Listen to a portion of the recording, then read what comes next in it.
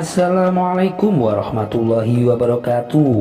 Sahabat Bibi Cerita yang saya banggakan, bagaimana kabar kalian hari ini? Semoga tetap istiqomah dalam kebaikan. Kali ini cerita kocak berasal dari Abu Nawas yang berjudulkan Menjebak Pencuri. Pada zaman dahulu orang berpikir dengan cara yang amat sederhana. Dan karena kesederhanaan berpikir ini, seorang pencuri yang telah menggondol 100 keping lebih uang emas milik seorang saudagar kaya tidak sudi untuk menyerah. Hakim telah berusaha keras dengan berbagai cara, tetapi tidak ada satupun yang berhasil menemukan pencurinya. Karena merasa putus asa, pemilik harta itu mengumumkan kepada siapa saja yang telah mencuri harta miliknya merelakan separuh dari jumlah uang emas itu menjadi milik sang pencuri bila sang pencuri bersedia untuk mengembalikan. Tetapi pencuri itu malah tidak berani menampakkan bayangannya. Kini kasus itu semakin hari semakin ruwet tanpa ada penyelesaian yang jelas. Maksud baik dari saudagar kaya itu tidak mendapat tanggapan yang sepantasnya dari sang pencuri. Maka dia tidak bisa disalahkan bila saudagar itu mengadakan sayembara yang berisikan barang siapa yang berhasil menemukan pencuri uang emasnya, ia berhak sepenuhnya memiliki harta yang dicuri. Tidak sedikit orang mencoba, tetapi semuanya kandas di jalan, sehingga pencuri itu bertambah merasa aman dan tentram karena ia yakin jati dirinya tidak dapat terjangkau. Yang lebih menjengkelkan lagi yaitu ia juga berpura-pura untuk mengikuti sayembara. Tidak berlebihan bila dikatakan bahwa menghadapi orang seperti ini bagaikan menghadapi jin atau makhluk halus. Mereka tahu kita, sedangkan kita tidak tahu. Seorang penduduk berkata kepada hakim setempat, "Mengapa Tuan Hakim tidak meminta bantuan kepada Abu Nawas saja? Bukankah Abu Nawas sedang tidak ada di tempat?" Kata hakim itu balik bertanya.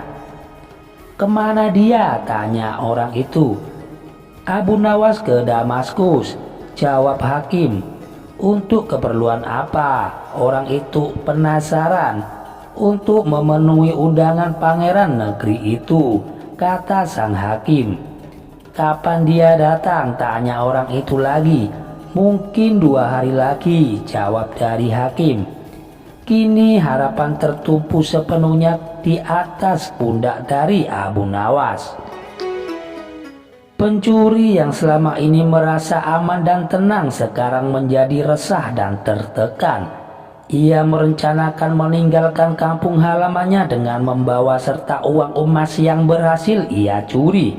Tetapi ia membatalkan niat itu karena dengan menyingkir keluar daerah berarti sama halnya dengan membuka topeng dirinya sendiri. Ia lalu bertekad tetap tinggal apapun yang akan terjadi. Akhirnya Abu Nawas telah kembali ke Baghdad karena tugasnya telah selesai. Abu Nawas menerima tawaran mengikuti sayembara tersebut untuk menemukan pencuri uang emas. Hati pencuri uang emas itu tambah berdebar tak karuan mendengar Abu Nawas menyiapkan siasatnya. Keesokan harinya semua penduduk dusun diharuskan berkumpul di depan gedung pengadilan. Abu Nawas hadir dengan membawa tongkat dalam jumlah yang besar. Tongkat-tongkat itu mempunyai ukuran yang sama panjang.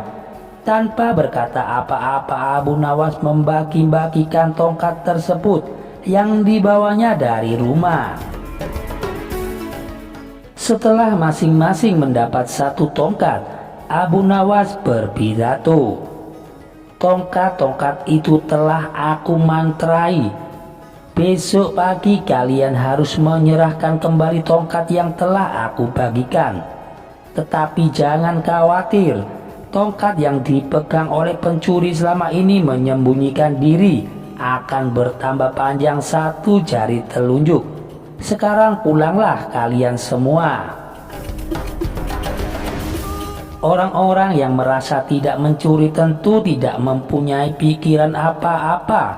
Tetapi sebaliknya, si pencuri uang emas itu merasa ketakutan. Ia tidak bisa memejamkan mata walaupun malam semakin hari semakin larut. Ia terus berpikir keras. Kemudian ia memutuskan memotong tongkatnya sepanjang 1 jari telunjuk. Dengan begitu, tongkatnya akan tetap kelihatan seperti ukuran semula.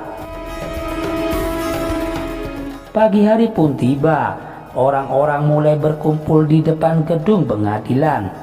Pencuri itu merasa tenang karena ia yakin bahwa tongkatnya tidak akan bisa diketahui karena ia telah memotongnya sepanjang 1 jari telunjuk. Bukankah tongkat si pencuri akan bertambah panjang 1 jari telunjuk? Ia memuji kecerdikan diri sendiri karena ia ternyata akan bisa mengelabui Abu Nawas, pikir dari sang pencuri itu. Antrian yang panjang mulai terbentuk. Abu Nawas memeriksa tongkat-tongkat yang telah dibagikan kemarin. Kini pada giliran si pencuri tiba. Abu Nawas segera mengetahui karena tongkat yang dibawanya bertambah pendek 1 jari telunjuk. Abu Nawas tahu pencuri itu pasti melakukan pemotongan pada tongkatnya karena ia takut tongkatnya akan bertambah panjang dalam semalam. Pencuri itu diadili dan dihukum sesuai dengan kesalahannya.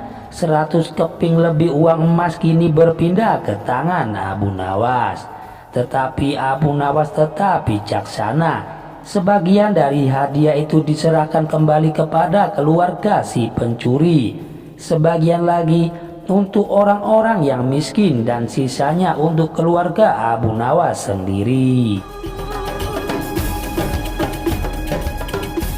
Demikian cerita dari Abu Nawas ini bisa saya sajikan. Jangan lupa untuk dukung channel kami agar berkembang ke depannya dengan cara menekan tombol like dan subscribe. Wassalamualaikum warahmatullahi wabarakatuh.